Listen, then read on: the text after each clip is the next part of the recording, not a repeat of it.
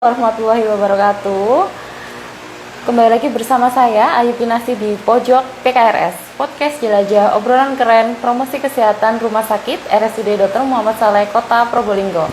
Dalam rangka memperingati Hari Anak tahun 2025, RSUD Dr. Muhammad Saleh Kota Probolinggo mengadakan serangkaian acara yang dibuka dengan podcast kita hari ini. Akan ada banyak informasi kesehatan yang akan Sobat Sehat dapatkan. Bukan hanya itu, kami juga akan mengadakan screening untuk anak speech delay. Penasaran? Tetap stay tune ya. Sobat Sehat, telah hadir bersama kita narasumber kita yang hebat dan keren.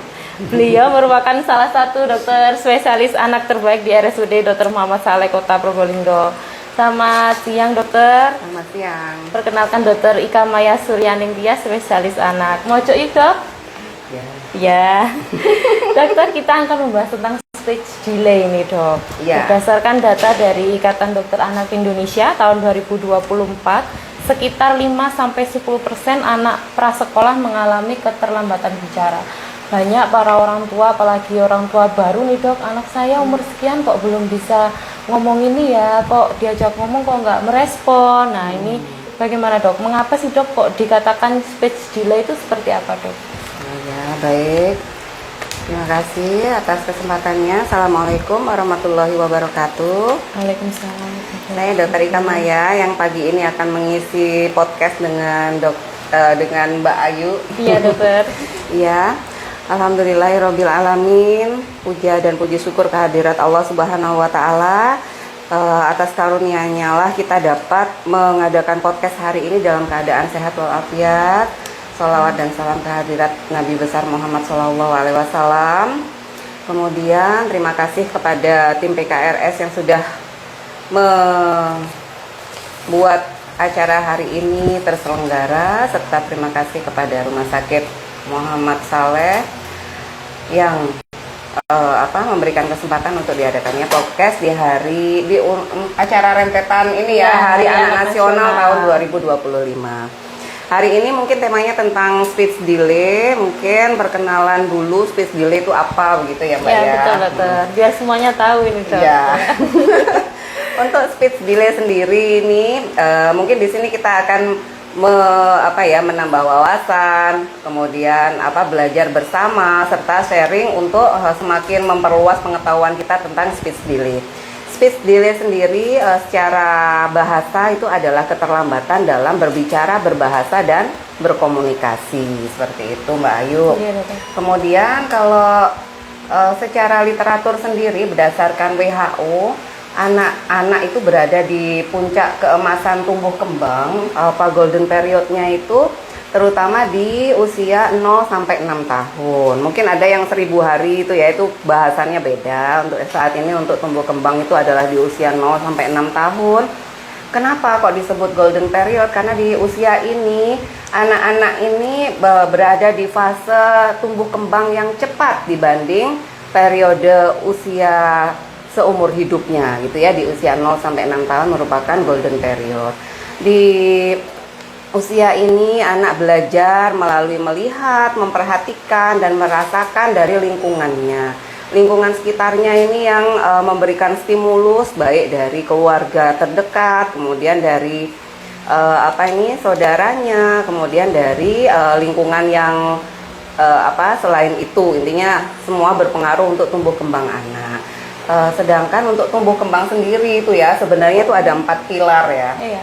Jadi itu ada motorik halus, motorik kasar, bahasa dan bicara, serta untuk sosial kemandirian. Nah, untuk hari ini yang kita bahas kan tentang ini speech delay atau yang berhubungan dengan berbahasa dan berbicara. Nah, kalau misalnya tumbuh kembang sendiri itu ya, secara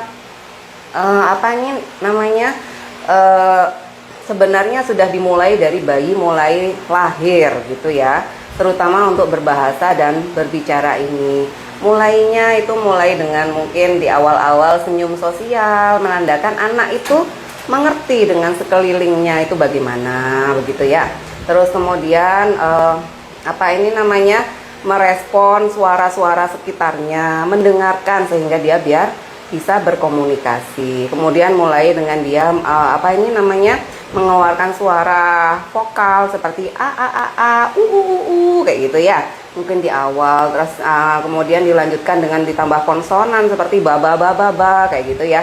Bab, mam, seperti itu. Nah, itu periode babbling dan chewing itu juga sangat penting untuk diperhatikan di anak yang baru ini usia 1, 2, 3 bulan. Jadi itu tidak boleh dikesampingkan, harus direspon sehingga anak ini tahu kalau suaranya itu didengar, kemudian yang dia inginkan bicarakan itu dia ada yang merespon. Itu sebagai stimulus kita, mungkin orang tua, intinya itu adalah orang tua, ayah dan ibunya merespon hal tersebut sehingga anak bisa mengembangkan kemampuan untuk bicara dan bahasanya ini lebih lanjut. Nanti setelah babbling, chewing, dia di usia 18 bulan bisa mulai mengeluarkan kata mama, papa, ayah, ibu, mam, seperti itu ya.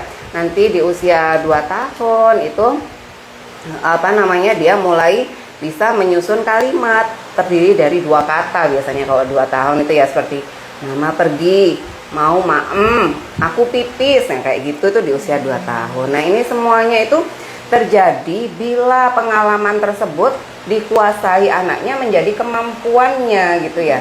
Jadi kita harus memfasilitasi agar anak itu mempunyai kemampuan untuk bicara tersebut, yaitu dengan respon dan stimulus gitu ya.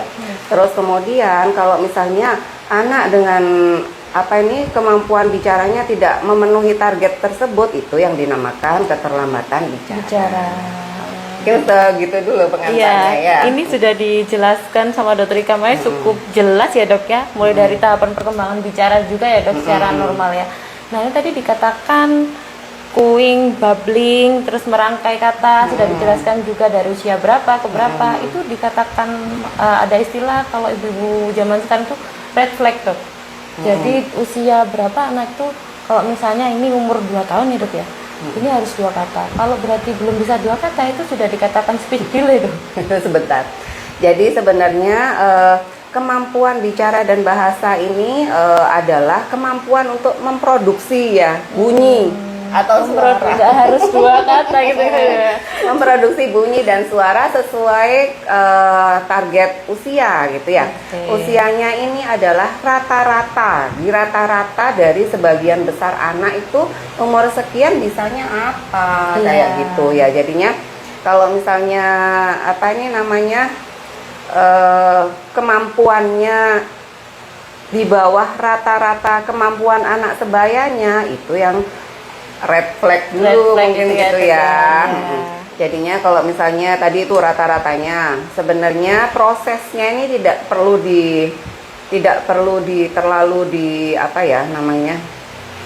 prosesnya tidak bisa untuk terlalu dipatok umur sekian kan, karena anak itu ada kecenderungan lebih seneng ngomong dulu, lebih seneng gerak-gerak, jalan dulu, kadang seperti itu. Intinya patokannya nanti di usia 2 tahun gitu ya. Jadinya kalau misalnya rata-rata yang disediakan untuk penilaian itu umur 2 bulan, mungkin senyum sosial gitu ya. Terus kemudian prosesnya 2 bulan menuju 18 bulan itu ada babbling, chewing, terus habis itu mengeluarkan kata-kata tidak berarti tapi kemudian berubah menjadi kata-kata verbal yang berarti, itu 18 bulan. Itu harus direspon ya Dok. Saya juga kan mama-mama baru ini Dok. Anak saya sudah mulai tata gitu. Iya. Apa tata? Oh itu mungkin mobilnya minta diambilkan gitu. Kadang juga minta ada diambilkan minum gitu, kita mengarahkan. Oh tata, ini mimi gitu mungkin. Susu gitu ya. Tata misalnya bab tapi nunjuknya itu ke mobil. Oh ini mobil gitu. Kadang-kadang orang tua apa tata jadi ini maksudnya anak ini mau apa, jadi harus tetap direspon ya direspon. Nah kalau misalnya nggak direspon, nanti akhirnya kurangnya ini motivasi, kurangnya respon, akhirnya kita tidak menstimulasi atau kita kurang mengerti gitu ya. Anaknya ini pinginnya apa, kalau nggak diarahkan akhirnya dia keterusan seperti itu, kata-kata tidak berarti gitu. Ya ini juga peranan orang tua ya Dok. Betul sekali, jadi orang tua ini berat ya Mbak ya. Iya. Apalagi yang bekerja. Dok, berarti ini anak ini butuh komunikasi dua arah ya dok? Betul sekali. Jadi yang penting itu adalah mengeluarkan bunyi suara, kontak mata, itu sangat penting sekali. Mimiknya ya dok ya harus pas ini. Memasuki pertanyaan ketiga dok, Ada pertanyaan kedua tadi ya berarti. Penyebab speech delay mungkin salah satunya tadi dikatakan anak itu harus komunikasi dua arah. Kalau komunikasi satu bukan arah, penyebab berarti itu. bukan penyebab ya dok ya. Harus berarti kurangnya komunikasi Kurangnya dua arah berarti ya. komunikasi dua arah ya dok ya. Berarti kalau komunikasi satu arah itu salah satunya gadget ya dok. Iya betul. Itu juga mempengaruhi dokter. Iya, jadi sebenarnya kalau penyebab tersendiri dari speech delay itu ada beberapa macam ini Mbak Ayu ya. Bukan langsung ke screen time. Itu merupakan lingkungan yang memperburuk speech delay itu kalau misalnya screen time itu. Tapi kalau penyebabnya sendiri itu ada yang penyebab fisik dari anaknya, ada kelainan pada anatomi mulut seperti dysarthria kayak gitu ya. Itu gangguan pergerakan lidah. Sehingga namanya yang dibicarakan itu selain bunyinya sesuai dengan bendanya, juga artikulasinya harus sesuai. Kalau dia punya dysarthria, dia ada gangguan pergerakan lidah, maka kata-kata yang dia ucapkan juga ini juga kadang kurang tepat seperti itu. Terus kemudian yang kedua ada ini disabilitas intelektual atau kecerdasannya cenderung kurang gitu ya, itu juga mempengaruhi terjadinya speech delay. Terus kemudian anak yang cenderung takut atau cemas, takut mencoba gitu ya, akhirnya mempengaruhi entah ini ketakutannya karena apa mungkin karena lingkungan yang keras ataukah apa, itu juga mempengaruhi psikologinya sehingga anak memproduksi kata-kata takut kayak gitu, itu sehingga tidak terbentuk. Terus kemudian untuk penyebab-penyebab lain itu contohnya seperti kurangnya motivasi, terus kemudian kurangnya motivasi terutama dari orang tua ya. Terus kemudian kurangnya dorongan untuk belajar bahasa bicara tersebut. Terus kurangnya kesempatan, jadi mungkin semuanya sibuk di dalam rumah gitu ya, sehingga kadang anaknya ada yang dititipkan di TPA. Mungkin kalau di TPA itu yang dititipkan itu bisa mengajak ngobrol atau menstimulus dengan kata-kata mungkin bisa, tapi kadang kalau nggak sempat karena saking banyaknya yang dititipkan, itu tadi juga akan memperlambat kemampuan bahasa anak. Terus kemudian modelnya yang sebagai contoh bicara itu tidak adekuat. Misalnya ya itu tadi, modelnya jarang ketemu. Ini biasanya pada keluarga kecil tapi semuanya sibuk bekerja kayak gitu, itu modelnya nggak ada contohnya. Terus multilingual, di rumah bahasa Jawa, nenek bahasa Madura, televisi bahasa Inggris, terus habis itu anaknya bingung mau ngomong apa. Itu juga penting itu untuk dipertimbangkan. Jadi usahakan satu bahasa dulu, mungkin bahasa persatuan bahasa Indonesia. Bahasa Indonesia dulu ya dok ya. Mungkin seperti itu. Berarti kalau misalnya kan ada dok, ini kan aku pengen anak ini bisa bahasa Inggris. Jadi mulai dari kecil dia ngomongin bahasa Inggris gitu, itu juga nggak boleh. Terus nanti tetangganya ngomong, anaknya bingung ngomong apa gitu ya, karena mengertinya bahasa Inggris. Gitu ya, jadi harus fokus satu bahasa dulu. Nanti kalau misalnya memang anaknya, sudah banyak sekali kosakatanya, mungkin sambil diseling-seling belajar nggak apa-apa. Jadi nggak boleh overstimulasi juga ya dok ya. Apa ini overstimulasi? Maksudnya terlalu banyak rangsangan dari luar itu dok, harus pakai bahasa ini. Boleh kalau sudah bisa ngomong. Kalau sudah bisa ngomong. Kalau kayak awal-awal gitu belum boleh ya dok. Kayak anak saya umur 9 bulan ini dok masih dok. Iya, satu bahasa dulu. Ya. Jadi anaknya nggak bingung. Iya dok. Nah ini dok, selain dari lingkungan juga kan orang tua jadi tadi kan juga penting ya dok ya. Itu bagaimana dok peranan penting orang tua dalam mencegah terjadinya speech delay dok? Iya, di sini ada 3 hal ya yang memperberat untuk lingkungan itu yang menyebabkan anak speech delay itu. sudah belum bisa ngomong, akhirnya tapi malah tidak tertangani gitu ya. Yang pertama itu adalah screen time yang lama, baik itu dari televisi atau dari HP, karena itu hanya satu arah saja gitu ya. Beda dengan video call kayak itu kan ngajak ngomong anaknya gitu Mbak ya. Iya. Itu sangat memperburuk kondisi speech delay anak, karena anaknya model masa ya bisa belajar sendiri. Kalau misalnya dia nontonnya dengan diem aja, kecuali anak yang ini ya di sana ngomong satu, anaknya jawab satu gitu. Dua gitu kan anak bisa. Iya. Tapi kalau anaknya diem aja sebagai penonton, itu akan memperlambat kemampuan ngomong bicara anak gitu ya. Terus yang kedua itu adalah apa itu namanya, motivasi dan dorongan tadi itu ya. Terus kemudian yang ketiga kesempatan yang sangat penting itu kesempatan. Terus kesempatan ini biasanya terjadi pada metode kakak adik gitu ya. Biasanya adik mengalah gitu ya. Jadinya adiknya lihat aja kakaknya pintar sekali, adiknya penonton aja, kecuali kakaknya ayo gitu, beda. Iya, gitu ya. kadang ada yang nggak gubris kakaknya ya Dok ya. Main sendiri. Terus yang ketiga itu lingkungan sekitar ini nggak tahu kalau anaknya terlambat bicara. Nggak paham kalau itu terlambat bicara. Terus nggak apa-apa, nanti sudah pasti akan bisa sendiri. Bisa tapi telat kayak gitu mungkin ya. Padahal bicara bahasa ini sangat penting untuk anak-anak. Kenapa? Dikarenakan anak bisa bicara itu menunjukkan kemampuan, kematangan untuk bisa belajar. Anak yang bisa bicara lebih percaya diri untuk belajar yang lain-lain, karena dia nanti akan bisa cerita, cenderung bertanya, cenderung kalau ada barang baru ini apa kan gitu. Itu dengan bicara lah. Kalau diem ini bingung ya. Jadi dia belum matang dan belum siap untuk belajar jadinya kalau belum bisa ini. Jadi menghambat prosesnya dia belajar kalau belum bisa bicara ini. Iya, jadi untuk bisa bicara itu juga mempengaruhi proses tumbuh kembang selanjutnya ya Dok ya. Kalau misalnya nggak bisa bicara juga susah juga ya Dok. Kadang itu kan ya mohon maaf sebelumnya kan ada orang tua yang tinggal satu rumah sama neneknya. Itu kan kadang ada nenek nggak apa-apa ini umur segini belum bisa bicara ini tuh. Nah kalau terjadi seperti itu orang tua harus segera kemana nih Dok? Misalnya terjadi speech delay nih anaknya, langsung konsultasi kah ke dokter spesialis anak? Ya mungkin bisa distimulasi dulu di rumah. Yang penting yaitu tadi harus ada model yang baik, yaitu ibu biasanya itu ya. Di sini ibu, kalau ibu nggak ada ayah, kalau ayah nggak ada nenek.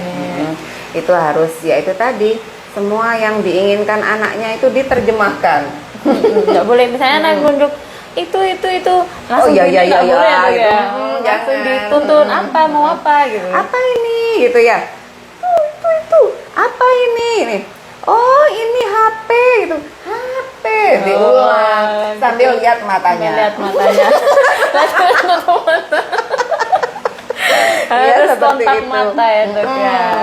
Betul, untuk menunjukkan ini respon terhadap keinginan anaknya. Kalau ini tapi lihat aja ke sana, anaknya bingung gitu nanti akhirnya. Itu jadi bikin anak ini ya Dok, nggak respon kalau diajak ngomong. Respon kalau diajak ngomong. Terus kemudian kalau dipanggil akhirnya tidak menoleh, karena ya itu tadi jarang-jarang diajak bicara, jarang-jarang direspon kalau ada keinginan. Kalau diajak nyanyi itu juga boleh ya Dok? Boleh. Kadang kan sambil mandikan, sambil nyanyi, simulasi juga ya Dok ya. Jadi ibu itu harus pokoknya harus rewet ya. Untuk ini Dok, bagaimana stimulasi dan perawatan jika anaknya ini sudah speech delay Dok? Ya mungkin seperti ini tadi sudah ya. Jadinya harus ya itu tadi, mulai dari dari anaknya mungkin baru lahir sudah ya, jadi harus dekat sama anaknya. Terus kemudian sering memberikan stimulus berupa suara, melihat anaknya itu pada saat baru lahir itu kalau mamanya kesini oh bisa melihat. Kalau misalnya mamanya datang misalnya namanya ade, anaknya noleh, oh berarti tidak ada gangguan untuk mendengarkan suara. Terus kemudian mamanya yaitu tadi, mama, ini mama, ikut mama, ayo ayo gitu. Terus kemudian yang ini ayahnya ya, siapa ini, ayah gitu. Jadi harus sering berkomunikasi di sekitar bayinya sendiri gitu loh ya.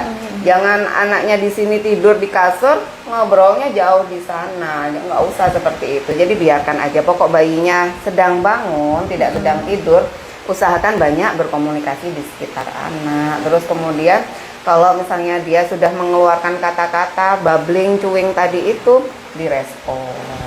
Terus diarahkan kata-katanya yang betul. Dia baba, oh ayah, mama, oh mama, gitu mungkin ya. Seperti itu. Terus kemudian kalau misalnya ada sudah ada red flagnya tuh di usia 2 bulan, nggak ada senyum sosial, diem aja.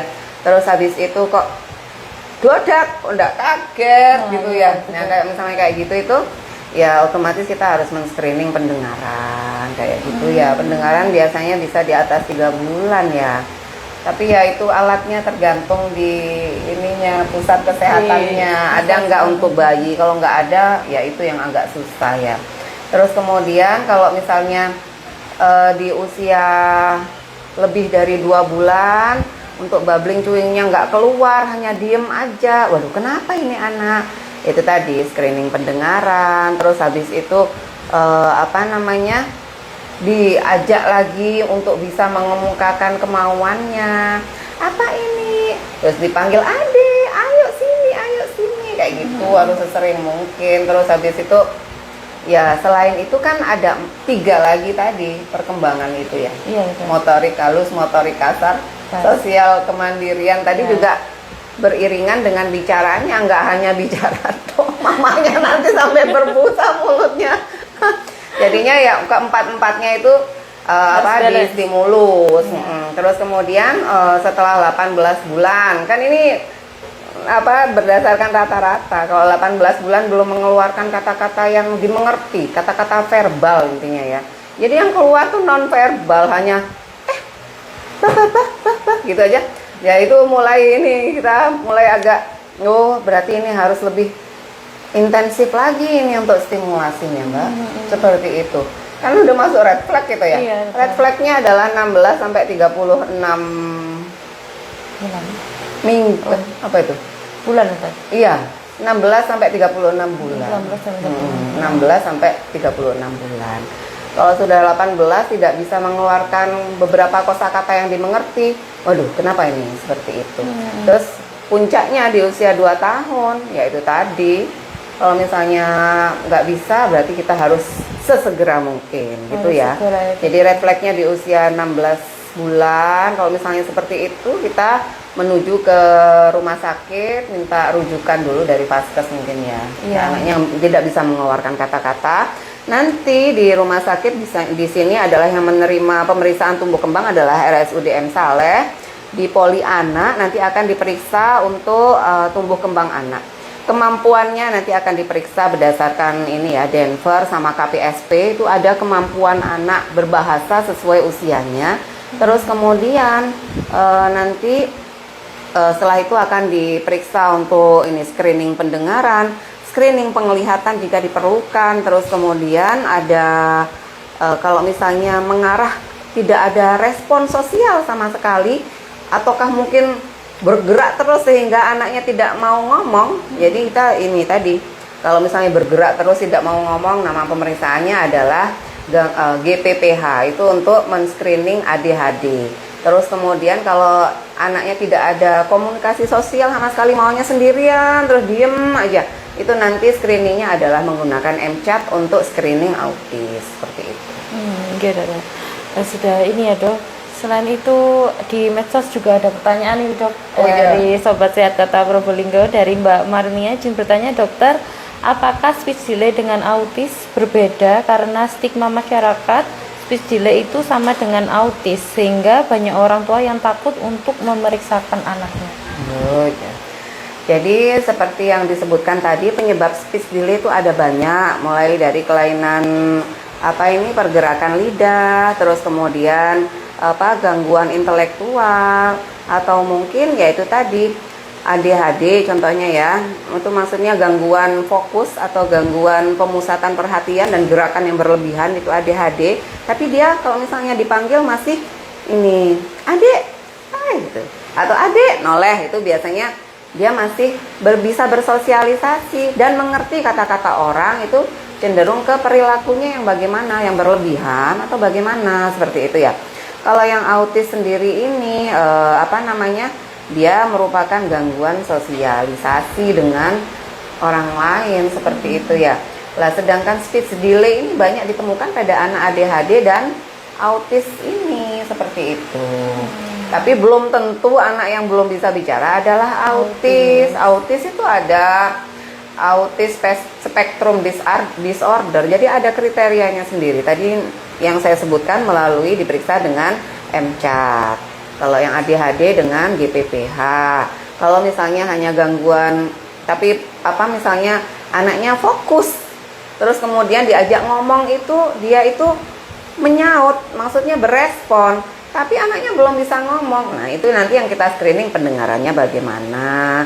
Terus kemudian artikulasi kata, apakah ada kelainan di lidahnya atau yang lain-lain, seperti itu mungkin. Seperti itu ya dok ya. Belum tentu autis. Belum tentu ya dok ya. Kadang itu orang itu yang awam mendiagnosa diri sendiri, kadang dok. Ini anak saya gini, anak saya itu nggak boleh ya dok. Harus nggak boleh. Jadi anaknya ini ya, harus dilihat dulu penyebabnya apa. Kasihan nanti kalau misalnya bukan itu, hanya gara-gara takut, nanti akhirnya sampai usia sekolah, akhirnya mama bingung sendiri, ini kenapa nggak bisa ngomongnya, kayak gitu. Iya, betul dok, harus segera ke ahlinya nih dok. Datri Kamaya ini ahlinya. Nanti ada tim tumbuh kembang di sini. Ada juga ya dok ya. Dokter, dalam rangka memperingati Hari Anak tahun 2025 nih dok, di RSUD Dr. Muhammad Saleh akan mengadakan deteksi dini speech delay pada anak. Nanti akan ada screening. Nah, screening ini tujuannya apa dok? Baik.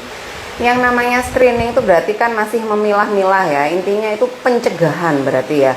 Di screening anak kita agar tidak sampai terlambat untuk penegakan diagnosa. Kenapa speech delay-nya ini dengan apa gitu ya.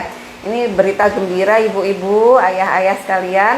Jadi nanti pada tanggal 24 Juli ini untuk menyambut Hari Anak Nasional di RSUD Muhammad Saleh itu ada pengabdian sosial ya dari Rumah Sakit Dr. Sutomo Surabaya. Nanti ada profesor dan tim tumbuh kembang yang akan menuju ke Dr. Muhammad Saleh ini untuk mengadakan screening anak dengan speech delay yang disebabkan oleh ADHD dan autis. Nanti di sini screeningnya itu akan kita pilah-pilah, diutamakan usia 16 sampai 36 bulan. Karena itu adalah red flag-nya ya. Jangan sampai anak kita ini telat mendiagnosanya, biar segera tata laksananya bisa dikerjakan gitu ya, biar anak kita segera bisa bicara. Yang diutamakan usia 16 sampai 36 bulan. Nanti jika ternyata kok banyak yang besar, yang diutamakan adalah yang balita, yang di bawah 5 tahun.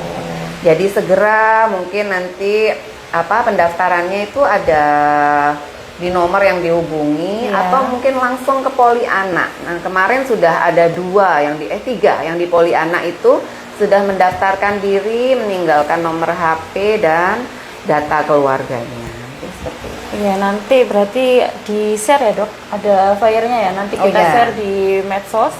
Nanti ada nomor yang tertera di flyer ke Kak Doni ya, para sobat sehat Kota Probolinggo, ada nomornya, nanti bisa daftar melalui situ.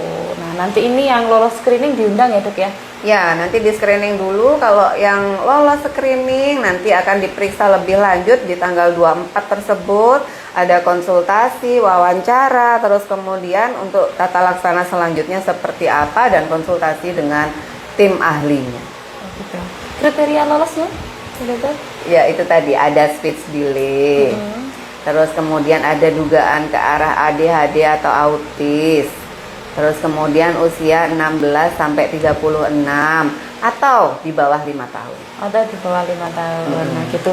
Di garis bawah ini Sobat Sehat Kota Probolinggo tanggal 24 Juli 2025 bisa melakukan pendaftaran terlebih dahulu. Nanti flyernya akan kami share di medsos, di IG, juga di TikTok ya, mungkin nanti Dok kita share. Ada nomor CP-nya atas nama Kak Doni nanti.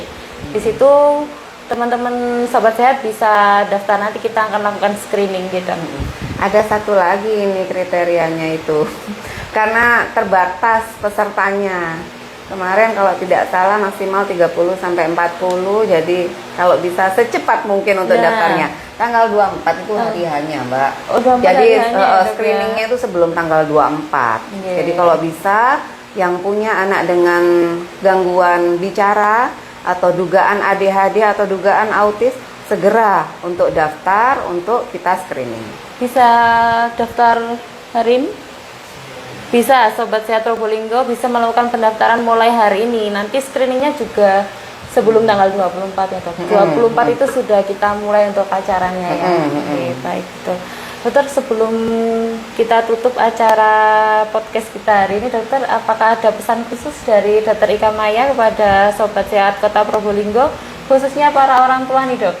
Oh iya, baik, terima kasih. Pesan saya mungkin anak kita adalah bagian yang sangat berharga untuk kita, mama di terutama di fase tumbuh kembang pertama ya, di 2 tahun pertama ini sangat berharga untuk mama untuk berinteraksi langsung dengan anak gitu ya, karena mama adalah madrasatul ula, sekolah pertama untuk anaknya. Tidak ada yang bisa menggantikan mama untuk anaknya ini ya. Jadi anak itu belajar itu adalah dengan melihat, mendengar, merasakan lingkungannya. Kalau nggak ada yang didengar, nggak ada yang dirasakan, nggak ada yang diperhatikan di lingkungannya karena kurang stimulus, maka anak kita juga akan sangat kekurangan untuk mensimulasi tumbuh kembangnya. Jadi mari kita untuk sangat ini ya, meluangkan waktu untuk anak kita. Terus kemudian yaitu mempersiapkan kematangan dan kesiapannya untuk belajar lebih lanjut. Karena kalau anak kita berhasil dalam tumbuh kembangnya merupakan kebanggaan tersendiri sebagai orang tua, meskipun kita banyak kegiatan, meskipun kita banyak acara, meskipun kita itu banyak pekerjaan, kita tetap meluangkan waktu untuk anak kita. Ini seperti itu. Luar biasa sekali. Saya sebagai nyuami tersentuh hati saya Dok. Jadi terharu saya ini. Terima kasih banyak Dokter Ika Maya atas ilmu yang telah diberikan, juga pesan khususnya yang sangat menyentuh di hati nih Sobat. Semoga selalu semangat dan keren ya Dok. Jangan bosan-bosan untuk gabung di podcast kita ya Dok ya. Semoga bermanfaat. Amin. Semoga selalu diberikan kesehatan sehingga dapat terus memberikan ilmu-ilmu bermanfaat selanjutnya. Demikian pojok PKRS kita hari ini. Saya Ayu Kinasi bersama dokter spesialis anak kita, Dokter Ika Maya Suryaning Tias, mohon izin pamit undur diri. Terima kasih. Wassalamualaikum warahmatullahi wabarakatuh.